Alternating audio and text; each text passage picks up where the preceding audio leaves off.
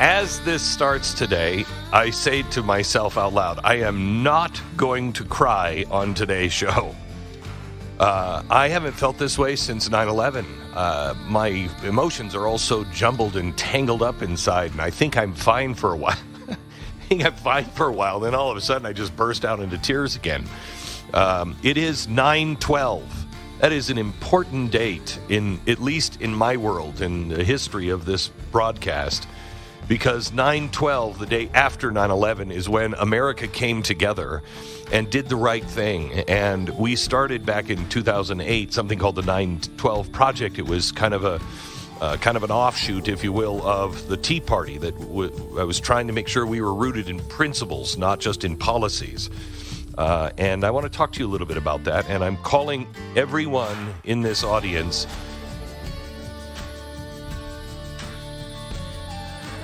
to say thank you to Charlie, his family, and the Turning Point. Charlie came from this audience.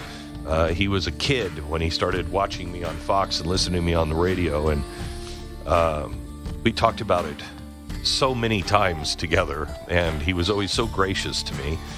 And I want to do everything I can to make sure that I am saying thank you back to him. And my wife and I were talking about his wife and children, and I know they're going to be taken care of. But, he was young, and they've had a long life and road ahead of them. And so does the family at Turning Point. And so I'm starting a Give, Send, Go fundraiser today that I would just like to ask you if you have at all felt like Charlie Kirk or Turning Point has affected you, that you recognize the impact that one man made. Would you go to givesendgo.com/912project? givesendgo.com/912project.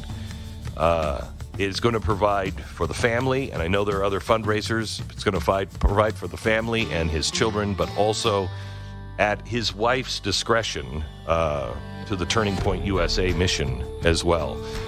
They've lost their biggest fundraiser in Charlie, and they are just broken up. They're just broken up.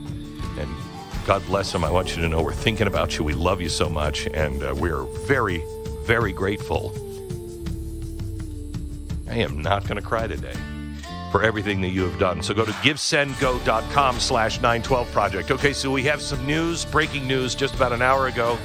The president said that we, high level of certainty, have the person responsible in custody. We're going to talk about that. We also have John Solomon on joining us. He'll give us the rest of that news here all this hour. Stand by. We begin in 60 seconds. First, let me tell you about our sponsor. It's Rough Greens. If you have a dog, you know they're more than just a pet. They're a member of the family, and just like any family member, you want them to live a long, healthy, active life.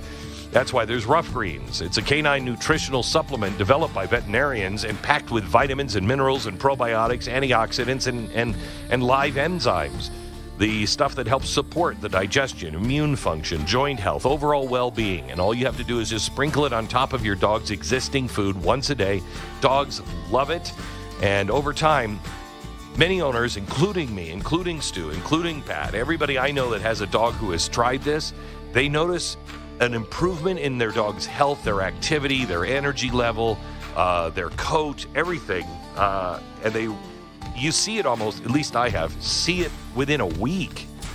Try their 3-week quick start. It's a trial bag, a Jumpstart trial bag. You can get it for your dog today. It's $20. Just sprinkle it on your dog's food. Make sure that your dog likes it as much as my dogs have loved it.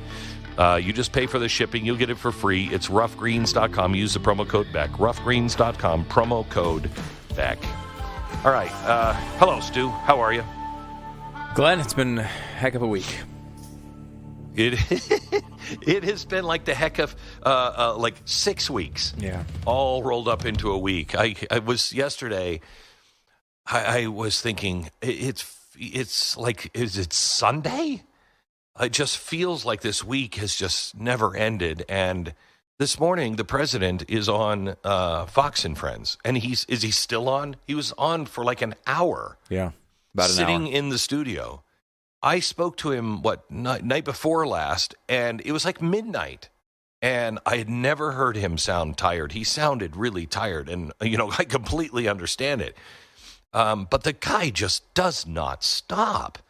And, the press, people in the press are saying, have you seen him? I think he had a stroke. Look at the way he looks. He looks like he had a stroke. He didn't have a stroke. Stop it. The guy is tired, and yet he is still has more energy than I've never seen a president like this. Never seen a president like this. And as I said to him on the phone the other day, thank you. I thank God you are our president right now. Thank you for this and everything that he is doing. Anyway, let me roll with what he announced on Fox and Friends just a minute ago. And it is interesting the way he phrased this. Listen closely. Any updates on the suspect? Yeah. Can I always say, I think, just to protect us all, and so Fox doesn't get sued, and we all don't get sued, and everything else. But I think with a high degree of certainty, we have him in custody. Right? In custody. Everyone did a great job. We worked with the local police, the governor. Everybody did a great job.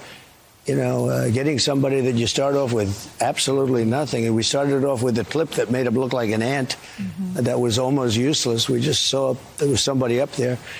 And so much work has been done over the last 2.5 days. It's amazing, actually, when you start off with that and then all of a sudden you get lucky or talent or whatever it is. But, I think we're in great shape.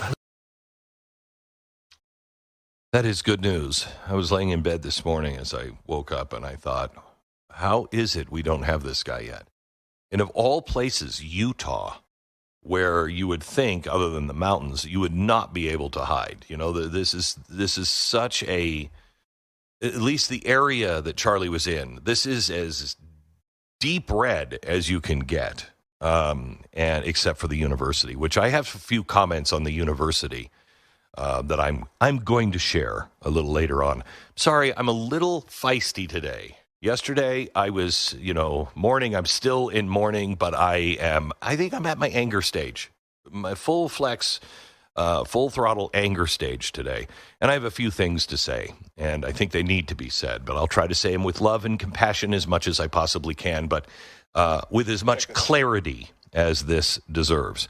So, what do we know about this guy? We know the name now, and I don't want to say the name. No, I know it might come in be important later, but it's not important now. I don't want to make this guy famous, but tell me what we do know. Not a whole lot. What we do know, and I'm just the straight up facts as we know them at the moment, is that apparently the name was confirmed to via some law enforcement sources to the New York Post. They have posted this individual's name. We know that somebody who was very close to him, I believe it was his father, was the one that turned him in, and they worked through a minister that was close to the family who helped facilitate this. That's pretty much all we know. I've seen this person kind of... Was the word minister used? Minister, yes. Okay. Yeah.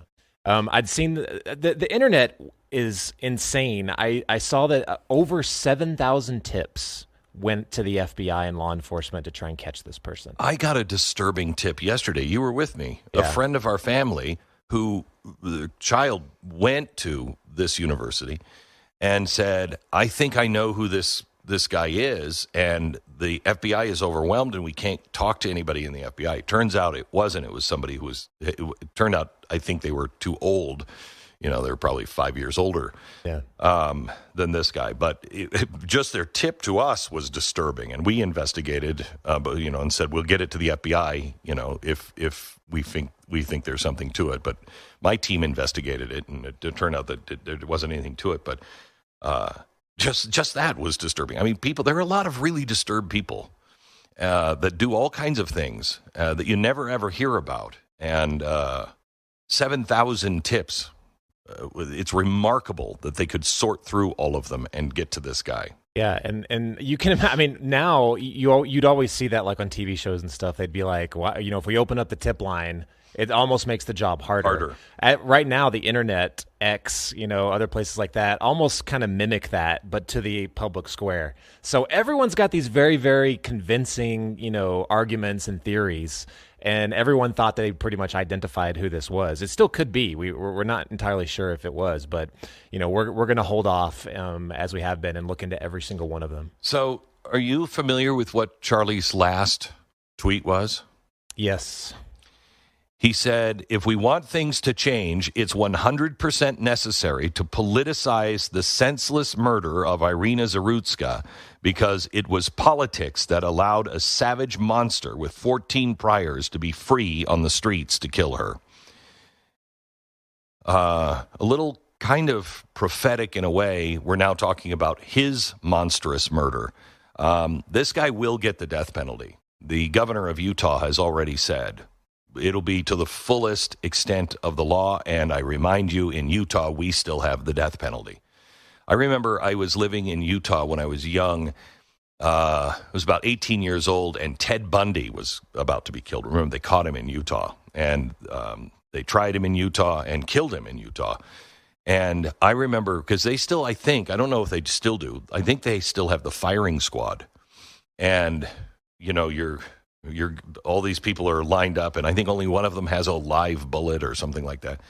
And so you don't know if you were the one that, actually killed, but they line you up and you volunteer for it. And they had so many people sign up to be a member of the firing squad for him. I would imagine if they still have the firing squad, that there's going to be a lot of volunteers on that one.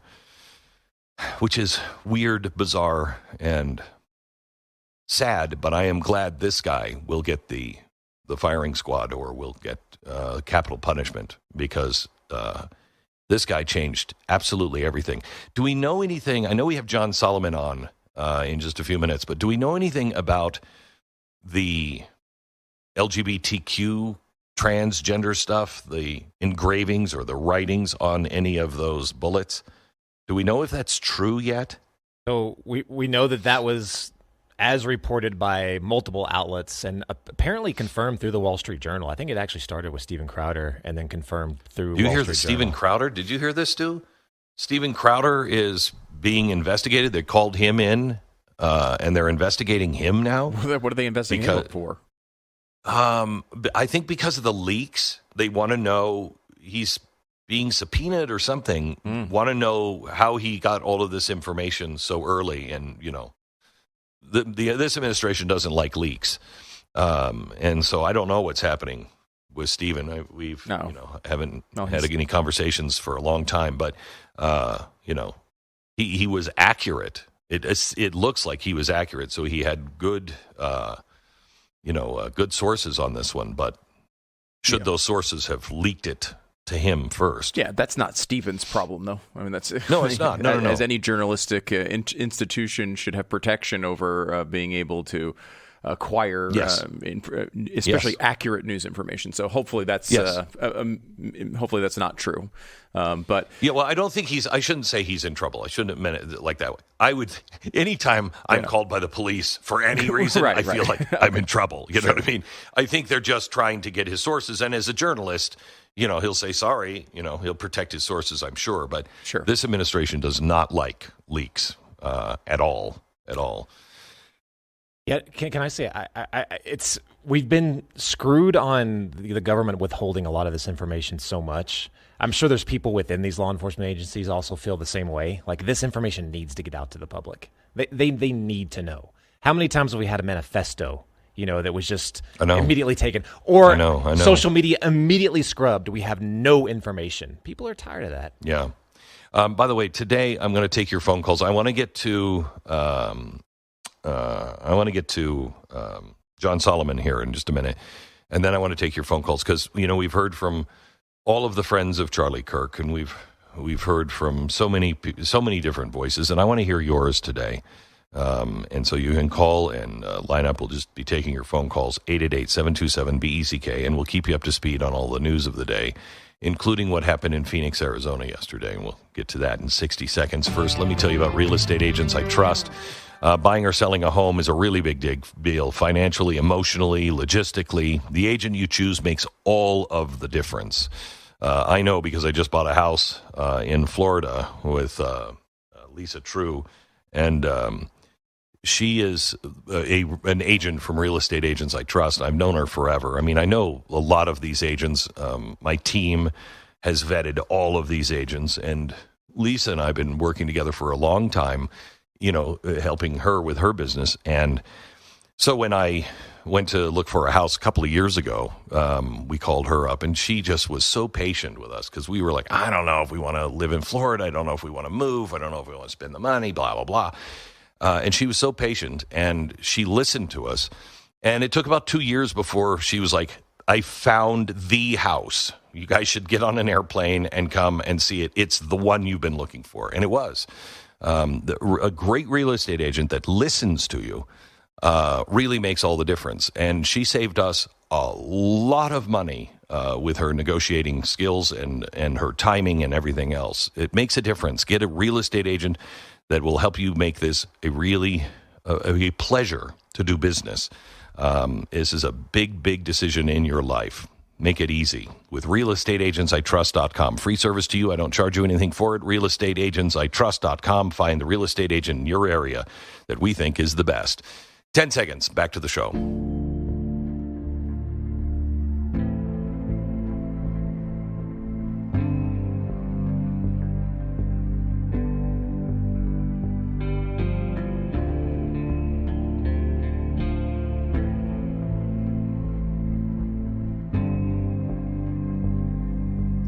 Welcome to the Glenn Beck Program.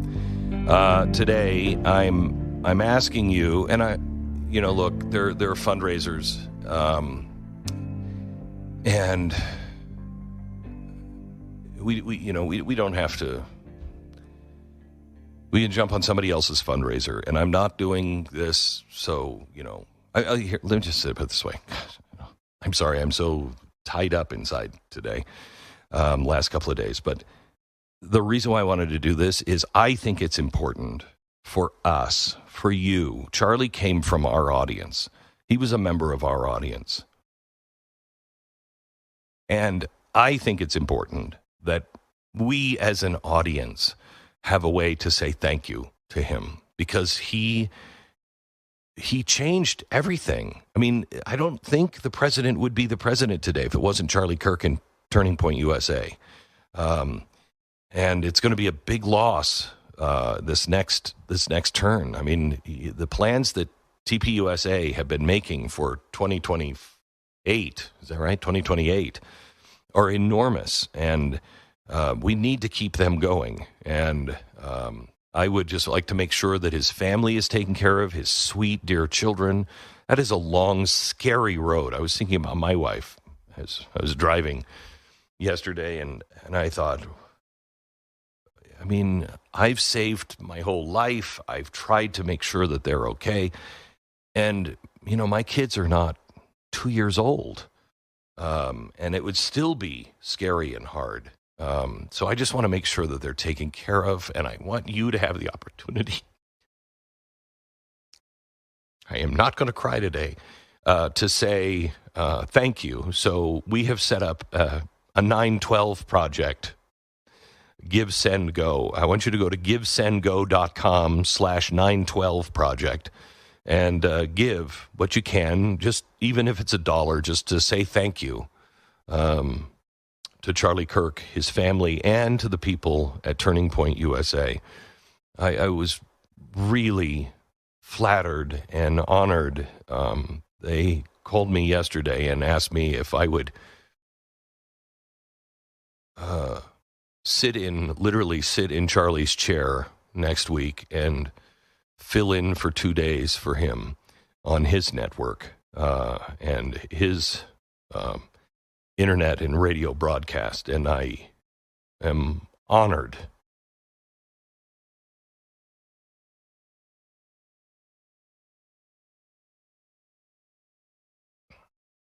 to do that.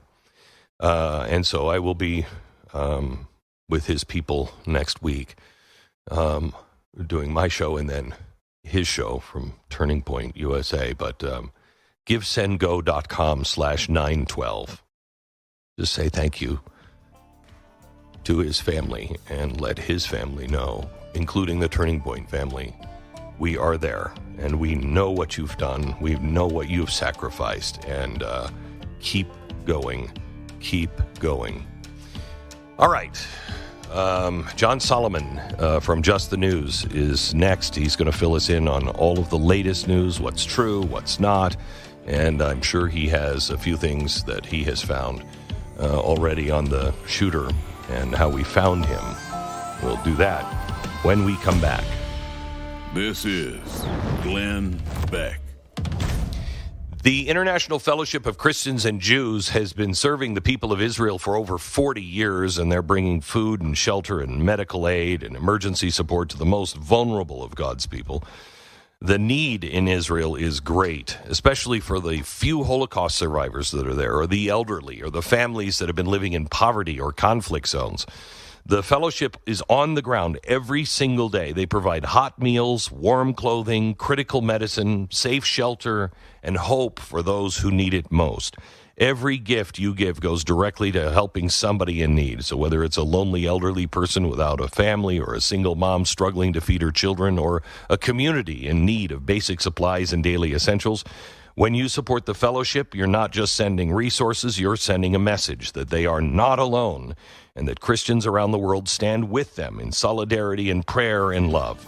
Help bring peace and comfort and practical support to the people of Israel through the International Fellowship of Christians and Jews. Let's be united together in recognizing God's faithfulness by supporting his chosen people. Learn more and give now. It's ifcj.org. Go to ifcj.org. The fundraiser for Charlie Kirk's family is live. You can go to givesendgo.com/912project.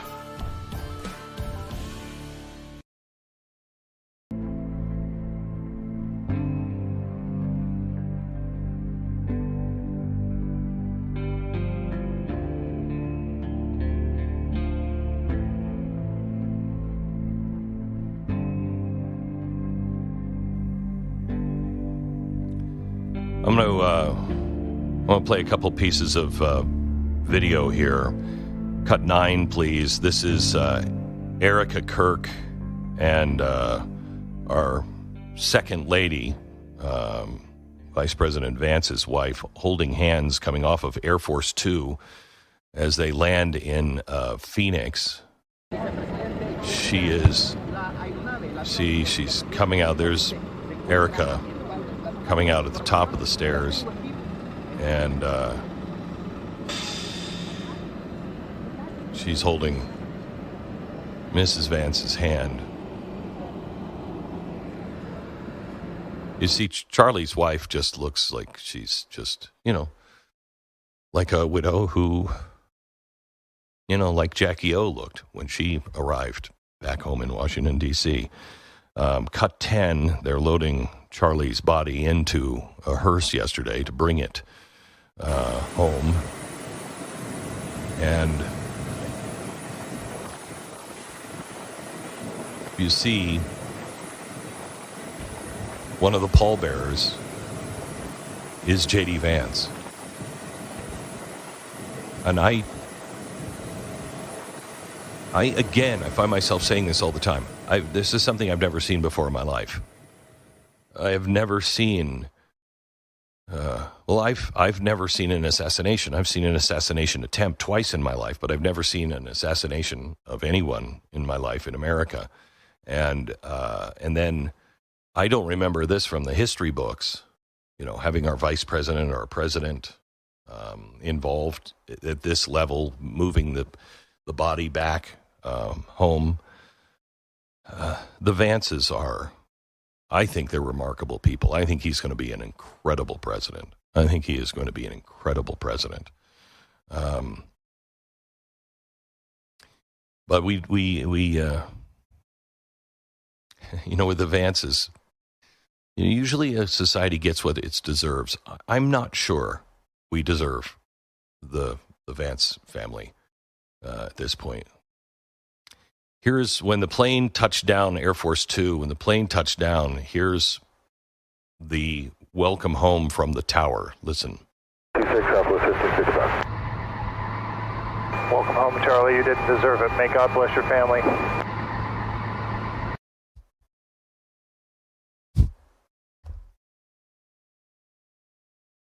I will not cry.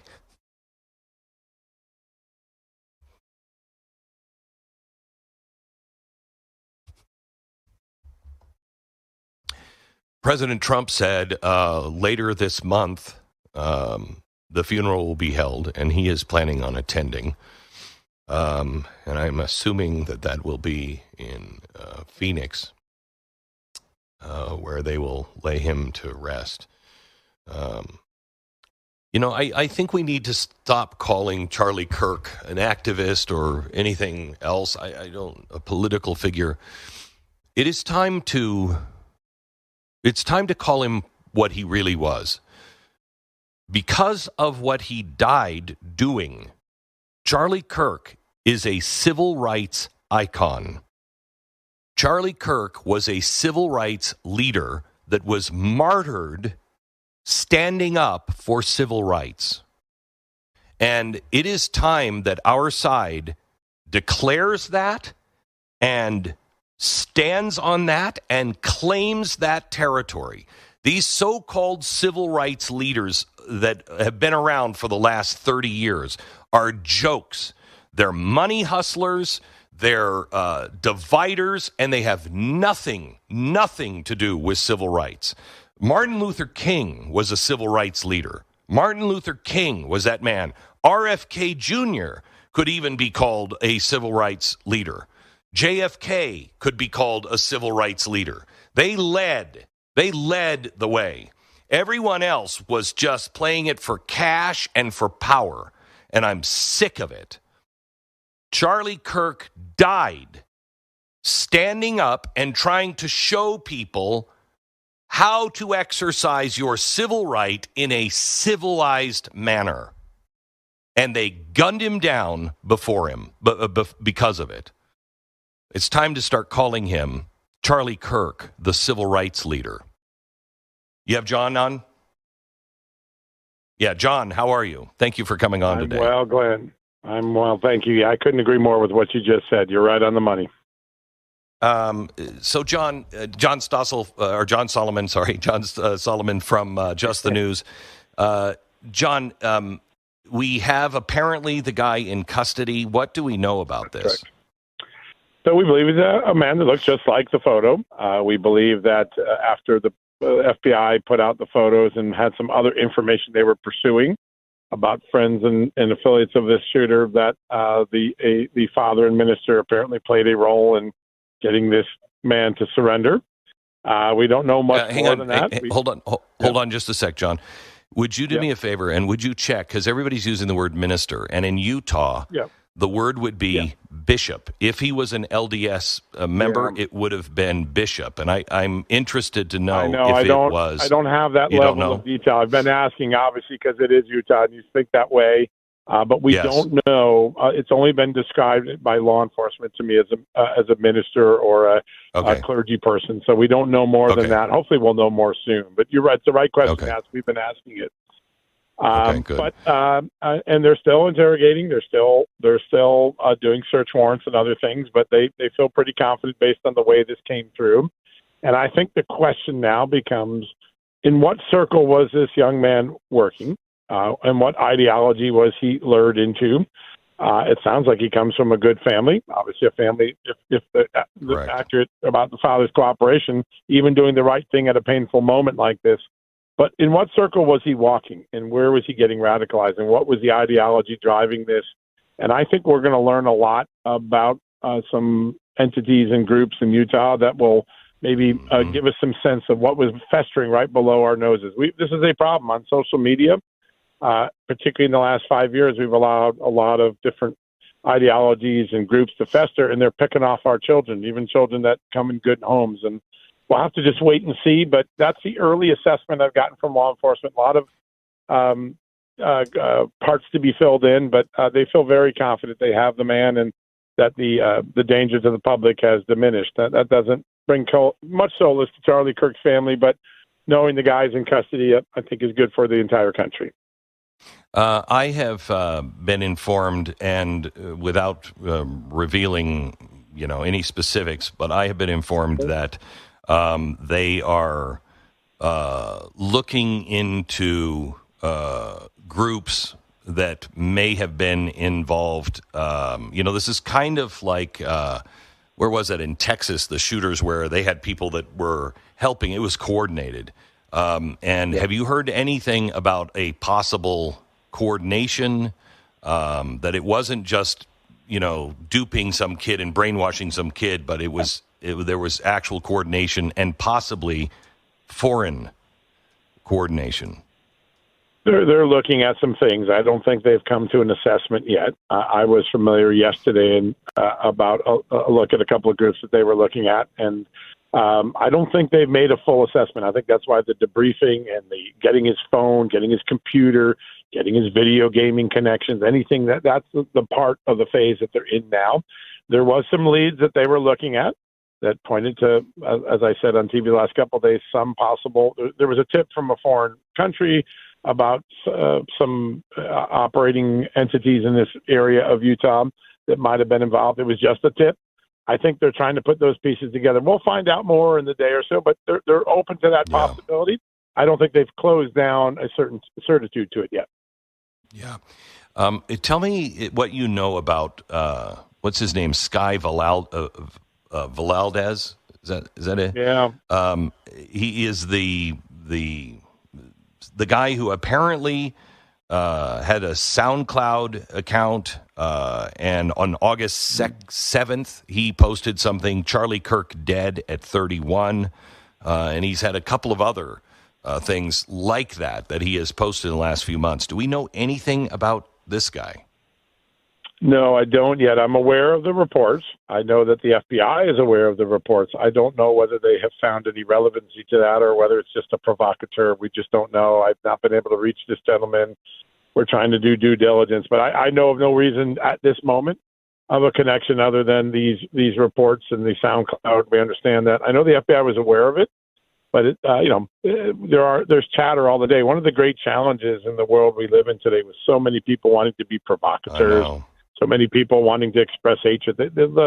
We've mainstream hatred. We've made it fashionable in certain circles of young people. It's almost shocking to me, but you're sorting through, and when you're the FBI and you got 1,000 leads, some are provocateurs. Is that a provocateur? Is that the guy about to commit the next murder? You don't know. And I think that's one of the things. I think the bigger lesson from this is we've allowed a culture of hatred and intolerance to literally boil over to the idea now that people don't have any prohibition talking about wanting to kill someone in an open space. I mean, most murderers are secretive. People are talking about those ambitions. Look at the gentleman that was rolled up in North Carolina a couple days ago, talking on it was YouTube. I'm going to kill a bunch of kids in a school. We've allowed this culture to boil into a place where it is very dangerous. Any person could be a stick of dynamite lit, and I think that's what's dangerous. Those who like this culture deserve to be held accountable. We've got to start holding those who are boiling the water accountable. And I have to tell you, the biggest group that I have seen, I mean, I've been, thank God for the ladies at The View. There's been a lot of people that have come out with good statements, et cetera, and condemned all of this. But the biggest group of people that seem to be celebrating are teachers. And I find it interesting that the president of UVU, President Tamunez, has not made a statement at all. The university did. Yeah. But the university president didn't make any statement on this, and I think that's an abomination. And I would like to know why. Yeah. What are her feelings?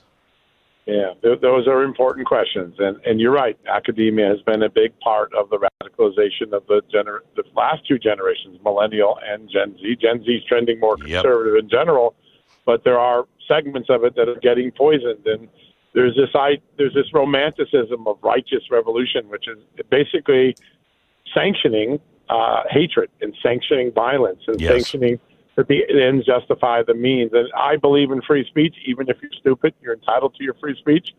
But we have to find that line where we protect people from the exercise of free speech when it targets a vulnerable person who's capable of being turned into a weapon. And we don't know enough about this case to make that assessment yet, but we do know of many painful cases before Charlie Kirk's assassination where that is the imprimatur and footprint. And I think everyone that's in the business of education, everyone that's in the business of media, those who showed such bad taste on news shows. I never thought in my life I would live to a time to see journalists exhibit some of the behavior I saw on news shows in the immediate aftermath of Charlie Kirk's assassination. We all have a responsibility to clean this up if we're going to keep kids from going off the cliff. And we're not having a serious enough conversation about it. We do it for a day or two and then we move on, but it's still festering, and our enemies, China, Iran, Russia, they're helping boil it. I was watching in real time as we were doing our work on Charlie Kirk and trying to break stories and keep people informed, watching a bot farm, numerous bot farms, foreign bot farms, trying to inflame our dialogue. And so our enemies know we're vulnerable to it, and they're adding to these rates. And then we got a tough situation. I have a lot of confidence that we're at a moment of clarity. And I think there'll be a lot of responsibility in the next few days. And maybe this suspect's story will shake us all to the ground enough to start coming up with solutions. Because we started talking about it with the Virginia Tech and Columbine shootings. We haven't come to grips with what's happening in the social media era. But we'll get there. I have confidence that Americans can get the right thing done. So, John, would you a personal request, because I trust you, and I've watched you, read you, and listened to you for a very long time, and I think you are really, truly an honorable American. Thank you. I am concerned. The last time we went through something like this, we came up with the Patriot Act, and that was a really bad thing. And I would ask that if you see anything brewing like that from either side, their side, our side, anybody's side, that you would alert me and alert America as soon as and early as you see any kind of inklings or rising of that. We cannot go too far the other way. No, I mean, listen, you know where this is going to start? It's going to start in our homes, in our churches, in our communities. That's where it's rightfully fixed. It's where we all got. It's where we all got delayed. I mean, COVID kind of woke us up. Like, what's going on in our schools? I know. We have to fix this. Government's not going to fix this. We have to fix it as a people. And hopefully, this is a moment of clarity for all of us. But we'll see. It's terrible that we had to lose Charlie to get to this moment. But I know he'd want us fighting for the solution. So.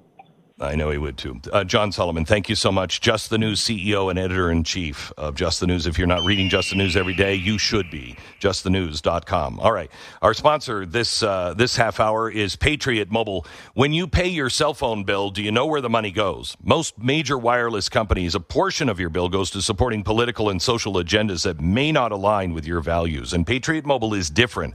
They are America's only conservative Christian wireless provider, and they put their money where their mission is. They support organizations that defend religious freedom, the sanctity of life, the Second Amendment rights, and the foundation of our constitutional republic. They offer nationwide coverage on dependable 4G and 5G networks, and you can keep your phone, keep your number, switch with confidence, doesn't matter. And right now, when you sign up, you can upgrade your phone, your number, and get a free month of service. Just go to patriotmobile.com/Beck or call 972-PATRIOT. Use the promo code Beck. Free month of service. patriotmobile.com/Beck. 972-PATRIOT. What you're hearing are your thoughts via the mind and mouth of Glenn Beck. More next.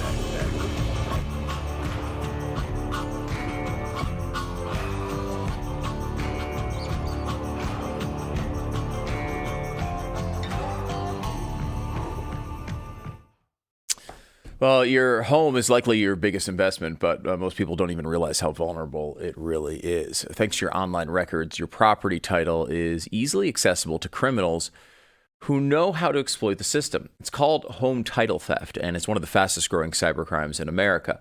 Thief can go online, they can forge your signature on a transfer document, and they can make it look like they legally own your home. And then they take out loans against your property, and they leave you on the hook for it. This crime often goes unnoticed until it's too late. You might not even know about the bills until they start arriving, or worse, you receive an eviction notice. And because the title fraud isn't typically covered by homeowners insurance or most identity theft programs, you're left to deal with the fallout on your own. Home Title Lock exists to stop this from happening. They monitor the title of your home 24/7, and the moment any suspicious activity is detected, you're going to get an alert. And if fraud is found, then they have U.S.-based restoration team members that can work with you to help restore your name and your ownership rights. AI is a big part of this as well. You know how it's changing the world. Well, don't let it change the name on your home's title. You got to do something about this in advance. You don't want to try to deal with it afterward. Go to HomeTitleLock.com. HomeTitleLock.com. Go there. Use the code BLAZE. You'll save some money. You'll get all the stuff that they're offering, but most importantly, you'll protect yourself going forward. It's HomeTitleLock.com. Promo code is BLAZE. HomeTitleLock.com. Promo code BLAZE.